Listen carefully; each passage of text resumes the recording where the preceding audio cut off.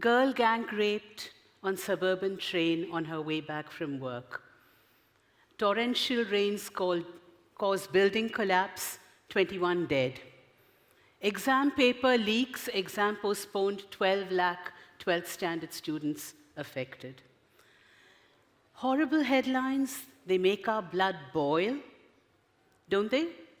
And we say, who is responsible for this? Who is responsible for this? Is it the railway minister?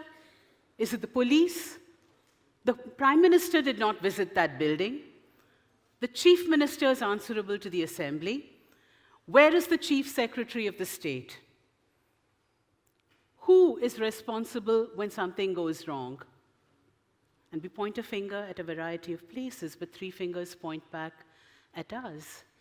And we need to think, who are we? What do we have to do with this? Why are we buying papers in the first place? Why do we live in a society where women are dependent on CCTV cameras and police, and why all of us are willing to trade off our privacy and our freedom in return for safety? Why are we so greedy that we want our resorts and our homes built on eco-friendly zones, and we won't spend the money on repairing old structures? What is it about us? You say, wait. Why are you blaming me? I'm a citizen. It's my right to ask questions. It's my right to know. But what does it mean to be a citizen? This is the question that I've been coming back to over several years in the social sector and in my writing as a social scientist. What does it mean to be a citizen? Political science will define citizenship as a relationship between an individual and a state, or you might say their country, right? The individual says, I belong here, I will give you loyalty, and I will give you obedience, which we also call obligation, and in return, the state or the country, the government promised them protection of life and protection of their rights. But the word obligation has a second meaning, doesn't it? Obligation also means debt. So we promise the state obedience, which sometimes we interpret as uncritical obedience, but we also promise each other something else. What is this debt that we owe each other? And I would say it is conscientious, courageous, compassionate, and creative citizenship. And here I want to tell you a story. This is a story that gets handed down and repeated at every family gathering. My great-grandfather and his brother went almost 100 years ago to Burma to earn a living in order to support their family. And at the end of a working day, these two young men would just take a walk down the river. And as they walked every evening, they noticed boats coming that had come in from India, and laborers would be unloading sacks of materials from these boats. All day long, all evening long, and at the end of the evening, they would watch them get paid. But the laborers could not count, so they did not know how much they had done in a day. Had they loaded 5 sacks, or 15 sacks, or 25 sacks? What was the rate? What were they owed? They had no way of knowing. And these boys watched, and I guess they could have gone and fought with the contractor. They could have written a petition to someone. I don't know in the days of the British Empire who they could have written to.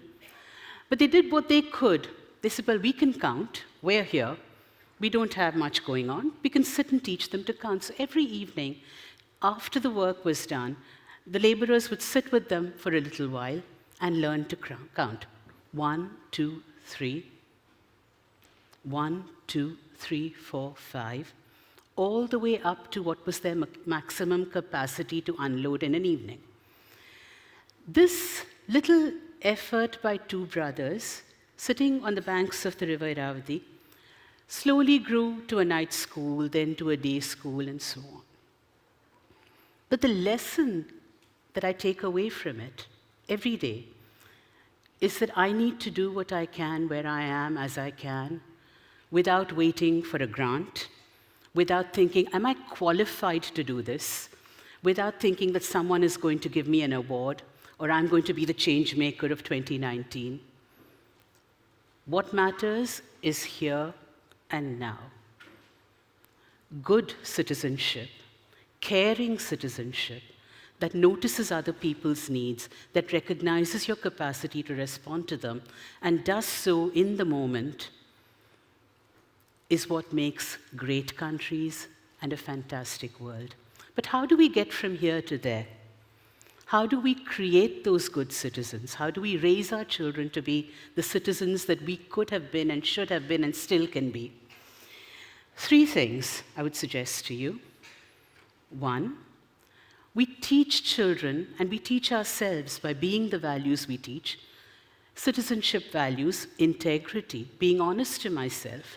I'm standing here, how great a citizen am I? I'd say about 55%.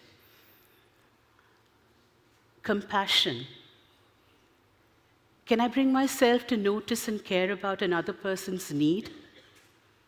Acceptance. Everybody is not going to be like me, and insofar as other people accept me as I am I able to accept others as different as they are, as flawed as I think they are? Is there room in my heart and in my mind? Am I committed to dialogue? Or do I think that the solution to everything is to pick up a stone or pick up a whip and go after people? What is my commitment to you? Is it to speak with you? Am I committed to cooperate with you? To not compete with you, but this work that we identify as necessary, can we do it together? You do what you can, I do what I can. And somehow it happens. The second thing, you teach citizenship values, but along with that, what do we know? How do we create awareness of our laws, our constitution, our civic institutions? Every generation likes to say we live in a moment of crisis and peril, that our core values are now threatened. So I would suggest to you that, for example, the values in the preamble of the Indian Constitution are something we should all be familiar with. We learn them by rote, we do fill in the blanks, but do we really know them? Who are we supposed to be collectively? What are our rights? What are our protections? How are our institutions supposed to work? And finally, I have great values, I have great knowledge of the law. Do I know what I can do? Do I know how to inform myself? Creating capacity for citizenship is the third thing.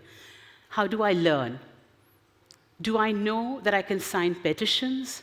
Do I have the courage to join a rally when something really, really infuriates me? Do I have the guts to show solidarity? Do I know I can file writ petitions and public interest litigations? And today, election dates are going to be announced. Is my name on the electoral roll? Can I find my election ID? Am I committed to voting? These are the simplest things that citizens can do. And if we do them, we have a completely different world, if we all do them proactively. Since wars are created in the minds of men, it is there we must build the defenses of peace. The UNESCO Charter works that way, opens that way. If we can commit to creating a world of compassionate, caring, courageous, conscientious, proactive citizens, we have a much better world already. And the next time you read those horrible headlines, you know you can do something. You can do a lot of different things, and that you must do them. You must act. Thank you.